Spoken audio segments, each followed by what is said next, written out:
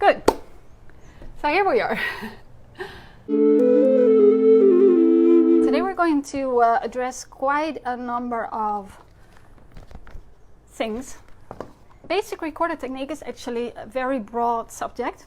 We're going to talk about air, posture, articulation, coordination, studying pieces, and then I had a couple of questions more from people. So we're going to start with the question of air. Actually, one of the questions I got was, do we breathe through our nose or our mouth?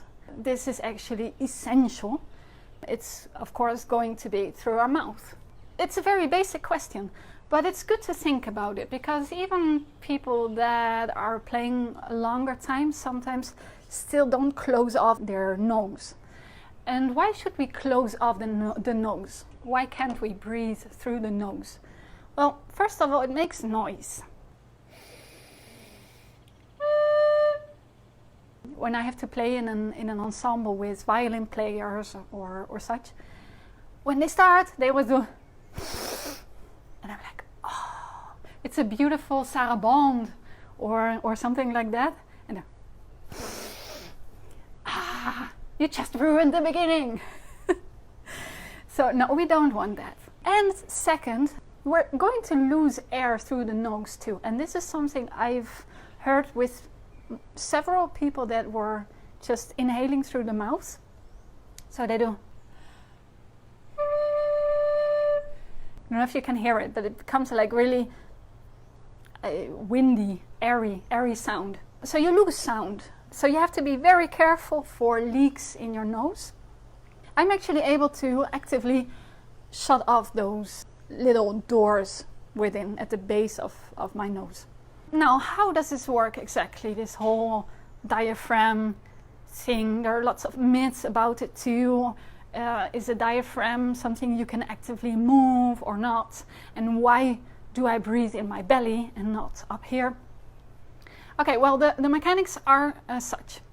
So my lungs are going to expand. I can expand them here. Or I can expand them using my abdominals, which then pulls my diaphragm down. Yeah, it seems as if I'm breathing in my belly, because you see. But what actually happens is, with my abdominals, I'm pulling my diaphragm down, which is attached to my lungs, and then there's not enough space. So then it just has to go somewhere. All my intestines. So that's breathing in your belly. And actually it also moves here. It's not just the belly. What happens if we breathe up here? Well, first of all, these muscles, they're not as strong as our abdominals. And second, they're going to close off everything here. And actually, I think you can see it. Okay, you see there's more tension here, right? So it's going to close off my throat. It's probably also going to lift my trapezium muscles. So we're going to have all tension here. I can breathe in quite low with my abdominals. And if I need a little extra, I can go up till the floating ribs, but not higher. And normally we're quite fine if we just use all this space. So that's how it works. Now, some exercises. Let's first move to the exercises of actually feeling this diaphragm and everything, because I know that it's a tricky business, right? Many teachers are saying, oh, you have to breathe in your belly, and then you're like, okay, I don't feel where that is. So one exercise, actually I didn't know that until recently, but there is a very similar exercise in yoga. It's called breath of fire. They do it through the nose, and we would have to do it through the mouth. But I'm going to show you that because I find it very interesting. It's a way of activating this, and in yoga I think it's a way of detoxing too. So what they do is they inhale and exhale very rapidly, but really rapidly, and especially actively going out. So let's try that once. But we're going to do it through the nose, unless you have a cold, then you will want to do it through the mouth. This is the yoga version, okay? So let's go for it. And go.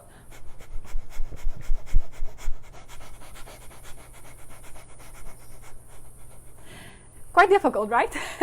It's quite difficult to balance how much you inhale and how much you exhale. But yeah, you can do this this exercise up to 10 minutes, I think, in yoga. But look that up for yoga.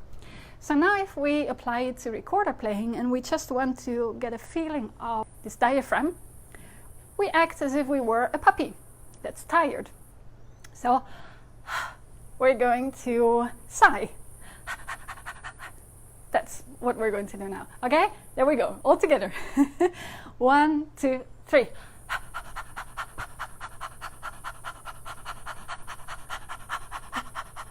And you can even, I think you can see it move. So this is a great exercise of activating. And just feel it, right? Another exercise, let me see, is one that's for me closer to real playing.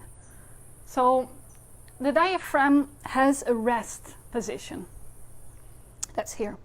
And if I blow out from that rest position, then it goes up and it's more in tension. So when I then just let go of everything, it goes back to its rest position. Then if I inhale a little bit more, it's also going to be in tension.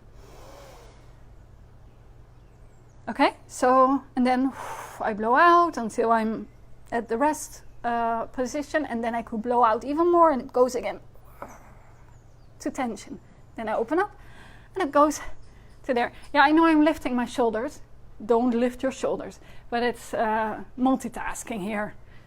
And you know I'm against multitasking. Not a good thing to do. So let's try that once.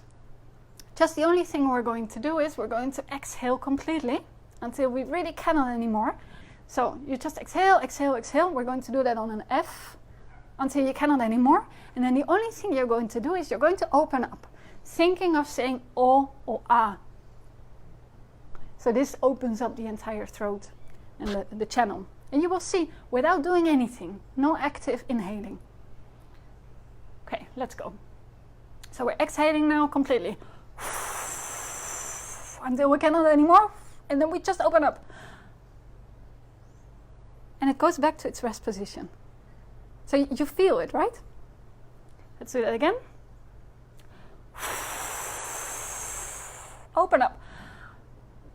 Okay, and this is great because this is the beginning of a good air technique, breathing technique. So the only thing we're going to do now is just help that a little bit more and continue the direction. So if I just, you know, my diaphragm is here, in tension, I let go, and then what I do is I'm just going to continue the process and I'm going to inhale a little bit more because for the recorder we will need a bit more air, right? So let's do that once. And exhaling, relaxing, and we continue the impulse. Just probably not a, you will not notice that it's like a whole lot extra, but it's enough. So the recorder in this sense is different than most wind instruments, like modern instruments, a wind instrument. For example, of course, all the metal winds. So they have a resistance, and also the reed instruments. So their support is different from ours. They will have to push against it, something. By the way, also an excellent exercise to become aware of your diaphragm. And even not as a modern flute, because a lot of air goes out there. Now, on our bass recorders, tenor recorders, air flows out quite a lot as well, right? But I would say we're rather like singing. So when you sing, the vocal cords do create a little bit of resistance. And so the same for the recorder. Yeah, we have like a little bit of resistance here, very little. We have to work to keep everything open as long as possible. Think of yourself, of your body, as a resonant box. So you're like a guitar. your body itself, but especially like the whole space inside of your mouth. And don't forget this one. We will come to that when we talk about embouchure. So a resonance is also here. So our work is one of very slow air, relatively. One of the other exercises, if you already activated your diaphragm and the muscles that move it, then what you want to practice is breathing out slow air. And you're like, oh, okay, yeah, I know that exercise, but I've never known how to use it. Well, also in this, I'm going back to yoga, because there is a kind of breath called the ujjayi breath. And again, they do it through the nose. But what you do is, and I had to think if I would tell you about it, because actually what you're going to do is narrow your throat a little bit to make an ocean sound. It's called the ocean's breath. So it's, I don't know if you can hear this. Sorry, I'm going to lift my... I hope I'm sounding like an ocean now. That's a technique that's both calming and at least making you aware of how slow that breath can come out. So you would use that. But again, be careful with this exercise if you're a person that tends to close their throat off. Then you'd rather work against the mirror, you know, that you want to have it all with condensation. Or a candle, blowing it in such a way that you don't blow it out, but it does move all the time. These are other exercises. To get a little bit more awareness of our back, because we forget about our back, right? And we also forget, I would say, about space on top of us, the connection we have with the ground. Especially when we're nervous, it's good to feel that the ground is supporting us. But for the back and breath, there's actually a way to feel that it's also moving here, and that is sitting down. So what you're going to do while you sit down is place your hands on where your kidneys are. So you're going to bend forward, and just inhaling, you will notice that here there's not so much space anymore, so it will have to go here. Now the trick is to come up little by little and keep on feeling that it's still moving here. That's the trick. I mean, I can feel it when I'm upright. And that's where you want to come to. So we sit down, we bend over completely. This is actually also very nice relaxation exercise for when you're nervous before a performance. I got a question about that. So we inhale, and you feel it moves in your back. Again, I would say take the largest breath you've taken all day. But it's really nice. And so you come up rounded with a rounded spine, vertebra by vertebra, and try to feel when you inhale that it's still moving in that area. And until which point? Until you're upright. If you can't feel it from certain points, then well, it's a matter of practice, right? So you keep on practicing, and little by little.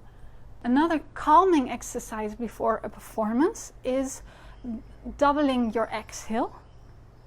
When you're nervous before a performance, I know this is not basic technique, but I'm going to insert it anyway. So you can sit down quietly. Try to slow down everything, the way you talk, the way you move. Try to have those shoulders down. Try to talk to yourself in a positive way. And so this breath, what it does is it calms down your nervous system. So you inhale, for example, for 2 seconds, and you exhale for 4.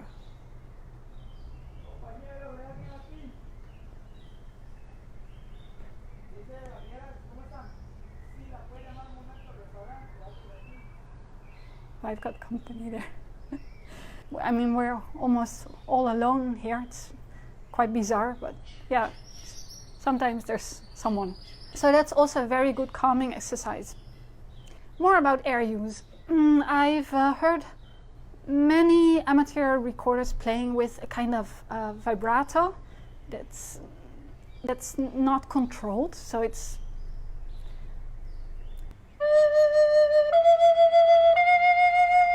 of course sometimes we will want to have a vibrato, but it will always be as an ornament, and it will be of course controlled. I think some of these vibratos they're made in the throat, but sometimes it's just because the use of air is not controlled. So you will really want to work on a very smooth air. So you inhale and you imagine there is a lake that's completely smooth. That's how you want it to be.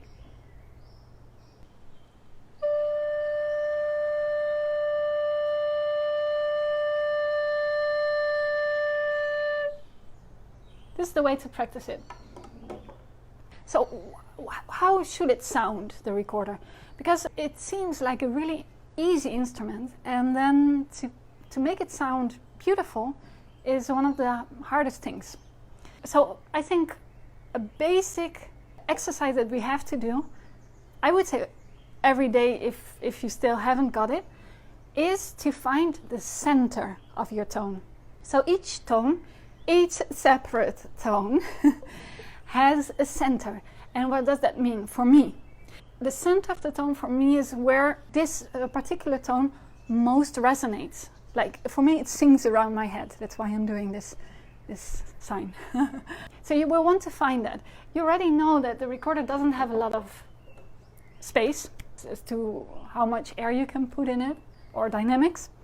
So you can see, like for example, it has this range in which it still sounds in tune, right? Like here it's too low and here it's too high. In the middle you can imagine a dot, like a small circle, where it's really the center of the tone, where I would say the recorder is most comfortable. So this is something you have to find out for every tone, just starting with long tones.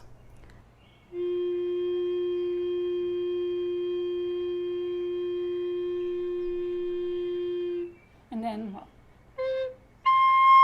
of course for this it's going to be very different.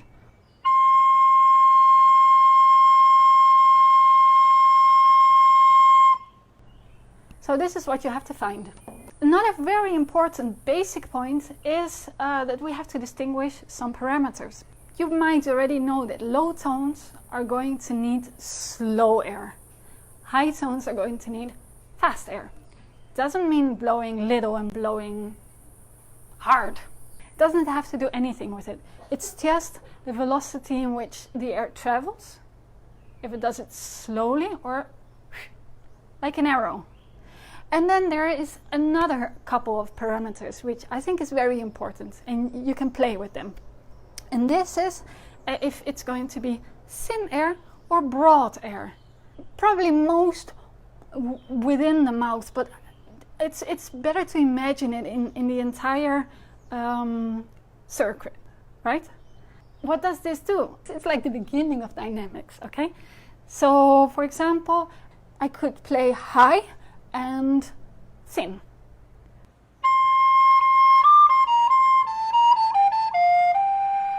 And I could play high and broad.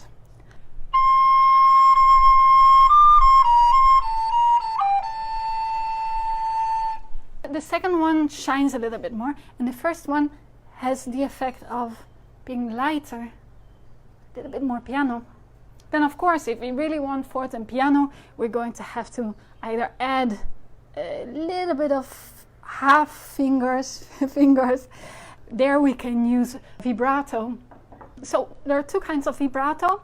There's the air vibrato. So how to make a controlled vibrato? That would be by blowing more, less, more, less, more, less.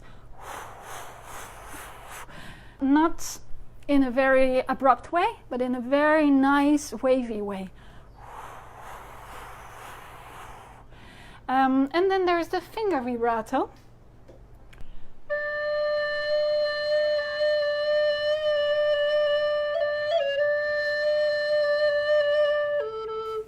So which you can make in two ways. You can either do it in this movement, just on the border of the finger hole, or you can shadow if this really doesn't work for you. We try to keep our fingers round.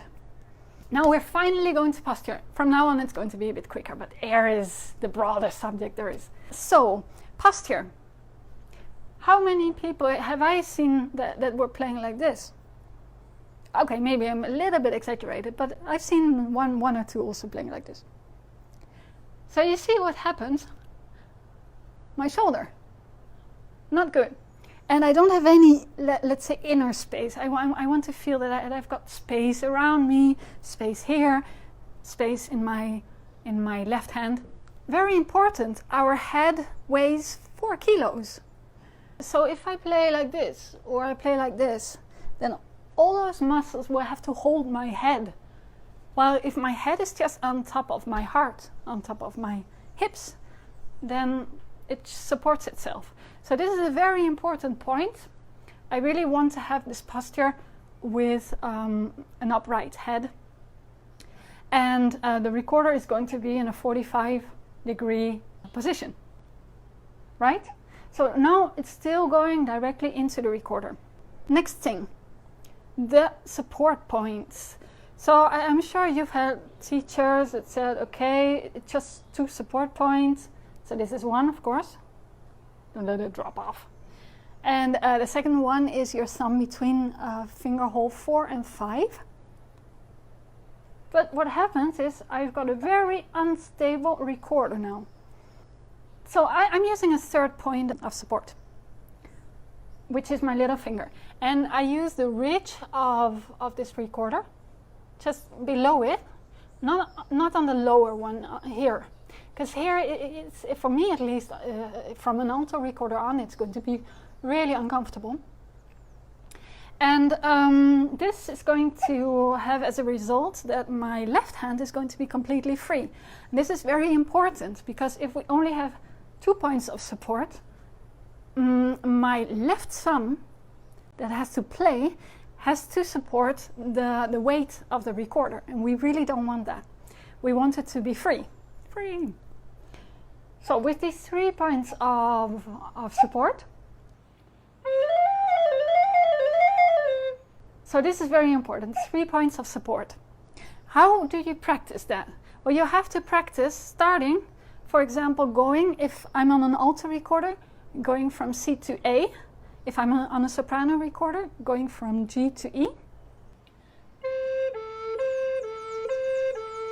And practice the change of the weight, let's say.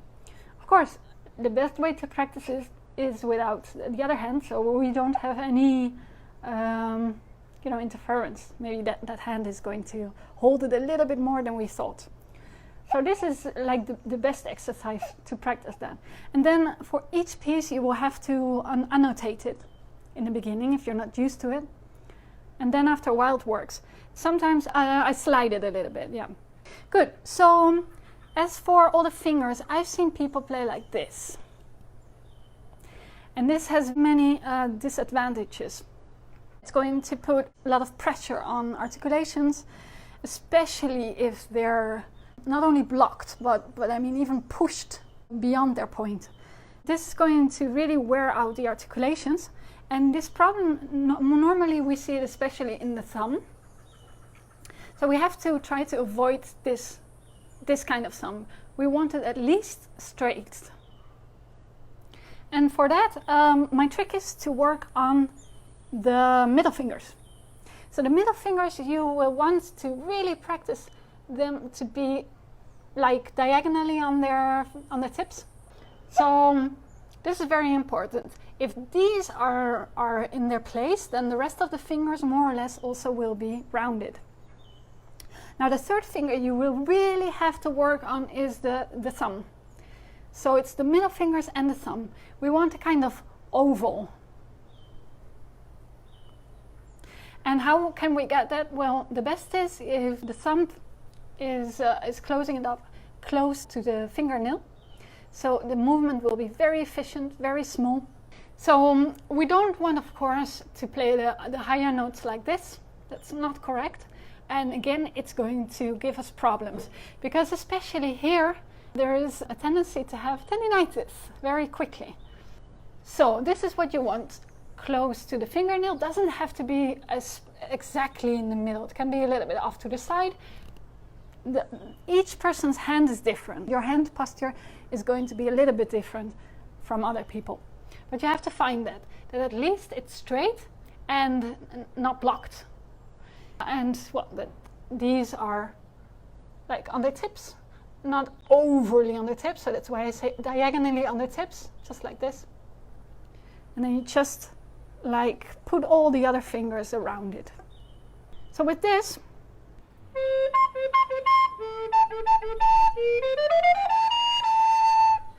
and in the beginning it will take a little bit of trouble and you will have to correct yourself all the time, and that's fine.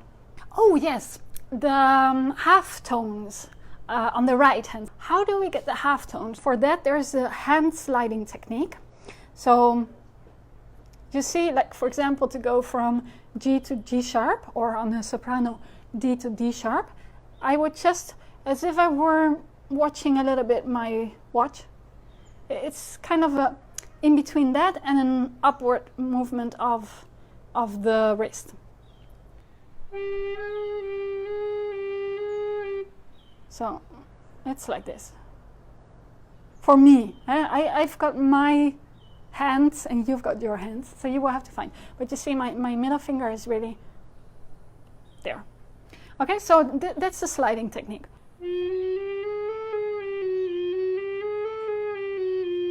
Now the other very important thing is embouchure. So I see many people playing like this. What's wrong with this? Well, it makes a very aggressive tone. It takes away your resonance chamber, especially this one. This is actually a little resonance chamber as well, but also having relaxed cheeks. Don't forget that your jaw should never be working when you play. It should just be, as I say, like a stupid man's face. So this has to be relaxed.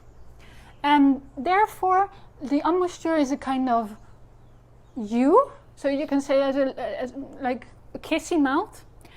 But it can be between slightly like this, or a little bit more.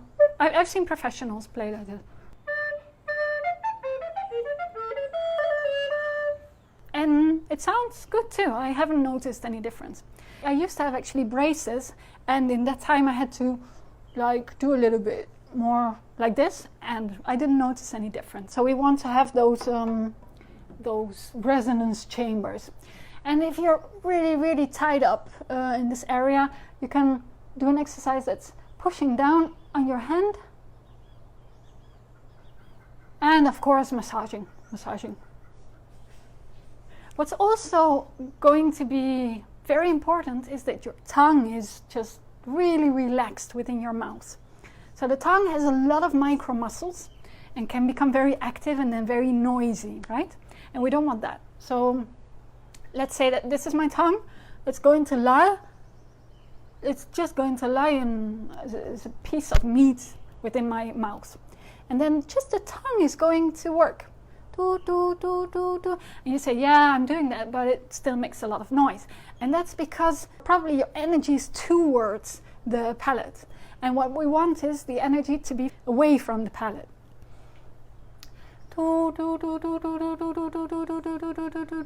Like a cat trying, you know, you've seen cats when there's water, they're like. So it's the same for the tongue, just the tip. And where exactly in the mouth? Well, if it's too much back, then it starts sounding weird, right? I've always learned that you shouldn't touch the teeth, but I actually knew a very good professional who was just playing against his teeth. For me, it doesn't work. Like the rule is just not touching the teeth, like just a little bit behind. But you have a little bit of space to try out. And now, you know, we've got two kinds of articulations. We've got tu and do. the T and the D. What's the difference?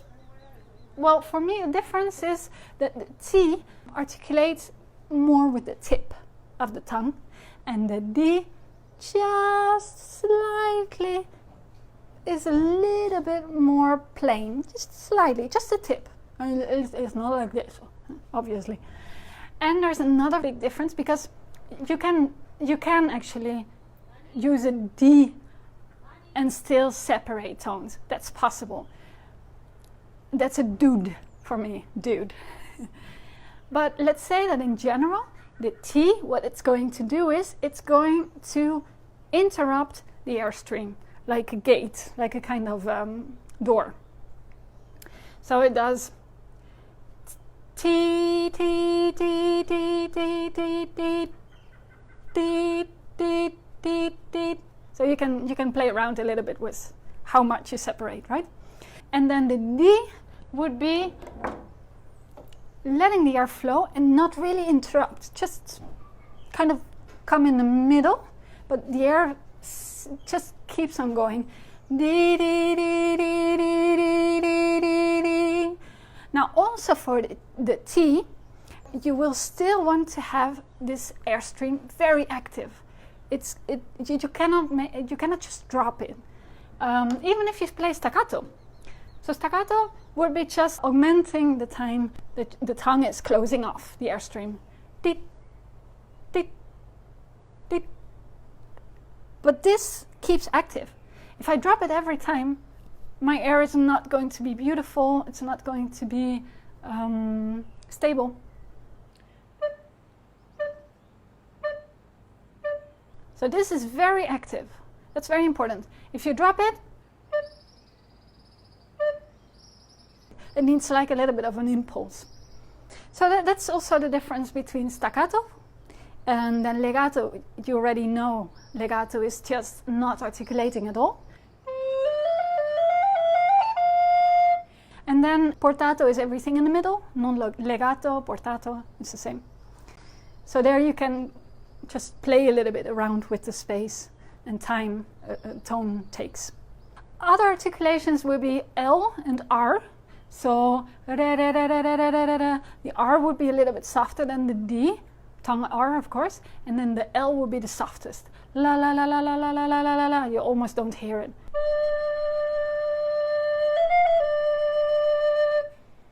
Very soft. Then we've got the double articulations as well.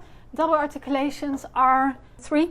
So we've got the Mediterranean and the Latin speakers lere, which I'm really bad at. So lere, lere, lere, lere, lere. You know, when I was working in Spain, I would tell them how it was, but I couldn't show it. So they would be better at it than I was. That's just when you are born in Holland, in the part where they speak the R with the throats, then yeah, that's that.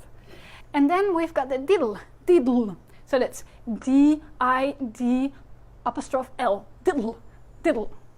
Diddle, diddle, diddle, diddle, diddle, diddle, diddle, diddle, diddle. This is a double one that you can practice. It doesn't need it's weeks of practice. Because if not, it becomes irregular and a little bit harsh. And then we've got the third one that will be everything going from dege until dege. I'm a fan of this one because for me it just serves everything.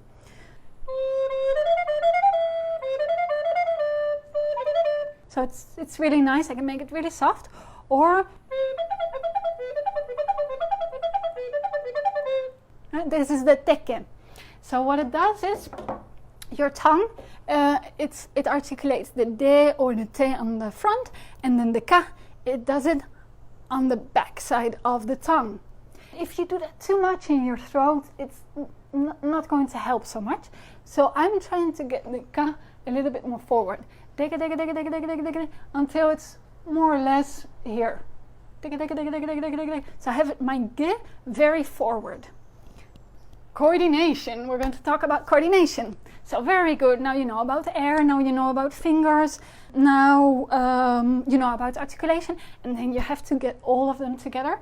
So how do you practice that? Well, First of all, you have to know one very important thing, and I'm going to ask you that question now. Who's in charge? The fingers or the tongue? The fingers. The fingers are in charge, and the tongue follows the fingers. Because the fingers are rhythmically a little bit more precise than the tongue. So that's very important. So practicing coordination sometimes means isolating, because sometimes it's just too overwhelming to have too much information at the same time. So of course you will want to practice the coordination between your fingers and your air. So this is knowing very well where is the center of each tone and connecting them. And in leaps, knowing more or less where you're going to, right? We already know between tongue and fingers. So the tongue tries to follow the fingers. And the air, and this is very important, the air supports the tongue. So now I'm coming to your question. Katja asks, how do you practice dege articulation? Your tongue messes everything up when you try to go faster. Yes, okay, it needs time, of course. Top sport needs time, it needs training, right? But I think it might have to do that you stop using your air as a way of supporting the tongue. So the tongue is like a leaf. I hope I can do it with this. So you see, if I blow, it keeps up more easily. So the tongue doesn't work if the air isn't there to support it. For me, the air is like the river, and the tongue is like fish or whatever floating on it, little boats. That's the same for very quick I don't know if you're when you do it fast, if it goes better. So that's one very important thing to remember. And then also dege, as I told you before, getting the ge a little bit more forward, just imagining it that it's light and forward. You will see that that also helps. And then the third thing I would do is practice gede. So practice the other way around. And also practice triple groups.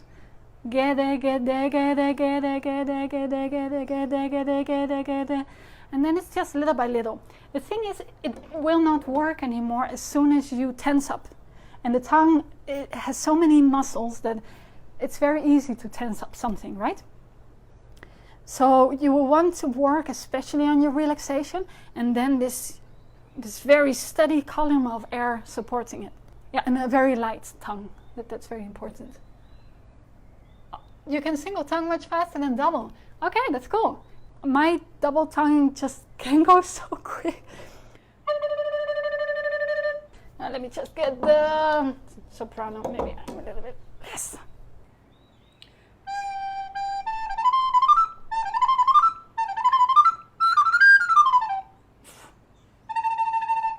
I mean, so quick. I don't make it. So maybe then you can work a little bit harder on your double tonguing to get it even quicker. But no, it's really difficult when your single tonguing is comfortable and it's going really well, and like switching to double tonguing, that in the beginning is going to be more difficult, because that's with everything new that you're learning, right? So in the beginning it's like, oh no, I stick to whatever goes well already. But I can promise you, if you practice your double tonguing with your single tonguing already very good, you will even be able to articulate faster.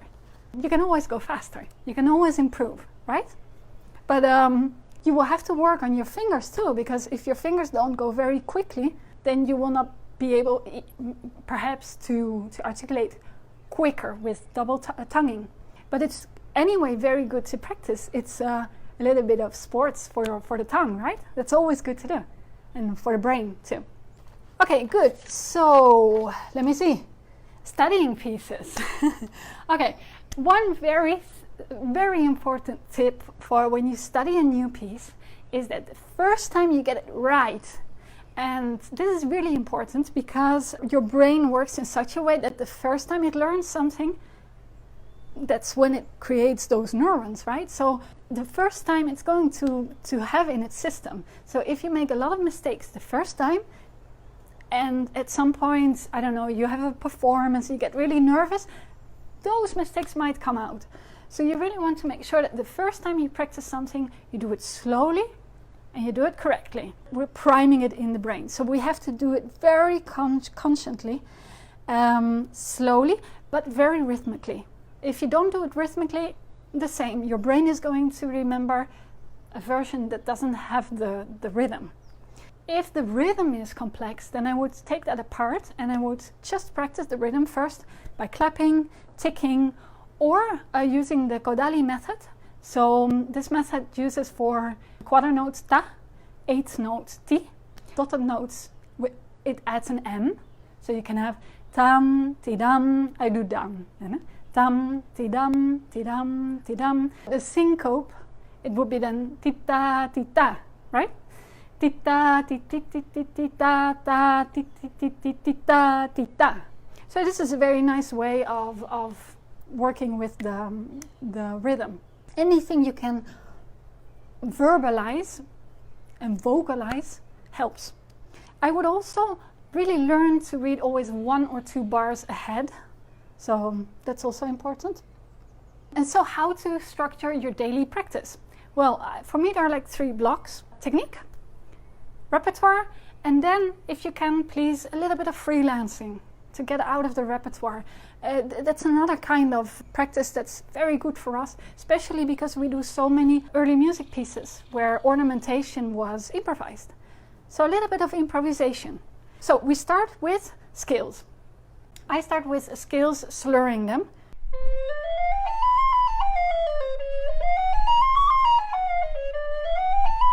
Etc. So why do I do that?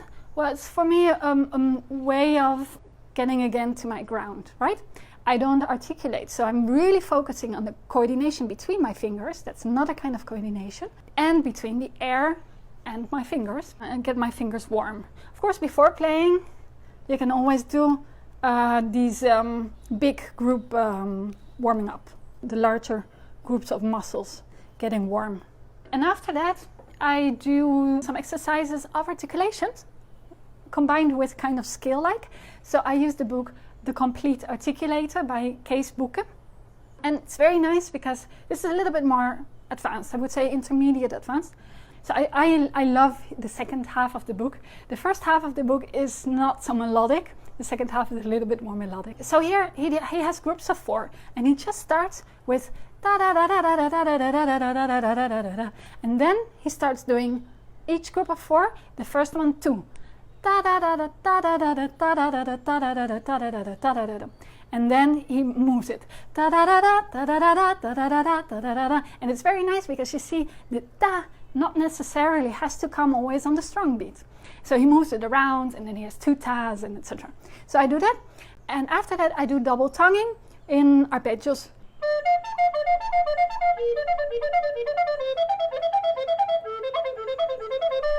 Sorry, the recorder is a bit slippery again. I don't know how much humidity we have here, and we have like over 30 degrees.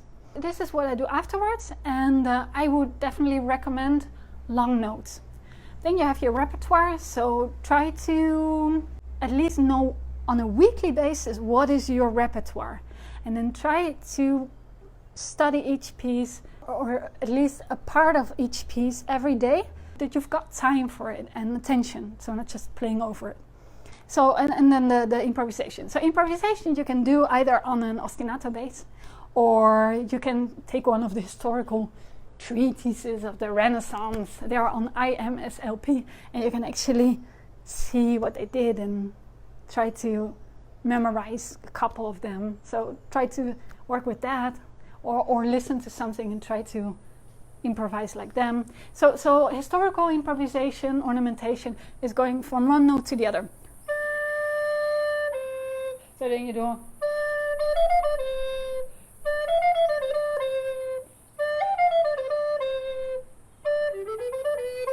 etc. So you see, I'm just inventing that. So that's a very good way of improvising too. And you can just also say, no, I just want to have a good time. So you make something nice. Last questions. I was asked which piece is for beginners or intermediate. Of course, beginners, I would recommend to start with a method. I like the Lüthi method, but it's all in German.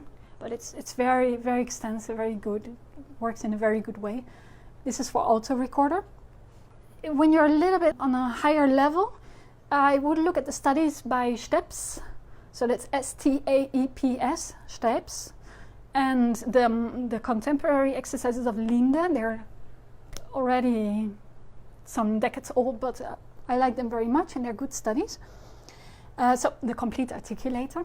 Pieces to play, I would say, by Pepusch, and partitas by Telemann. There are some books by a French person called Son Voisin, and it's called Jouer et apprendre. This is a kind of method, but a little bit more advanced, and it has some shorter pieces in it, but it's really nice.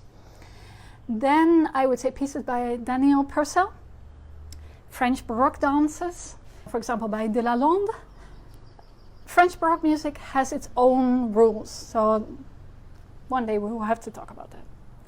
Louis, Marcello, Robert Valentino, or Roberto Valentino, Corelli, Handel, Telemann, so we've got that. Any questions? What is the German book? I think you're talking about Staeps? So, no, it's called Das Tägliche Pensum, the daily lesson. It's a book that also addresses quite, in a highly varied way, different things. So it starts with a pentatonic scale.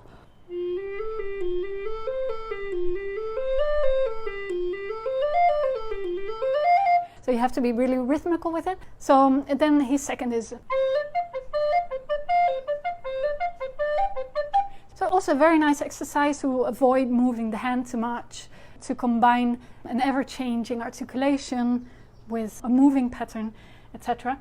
And then later on he also does scales, and you can add articulations to it. So that's a very good one.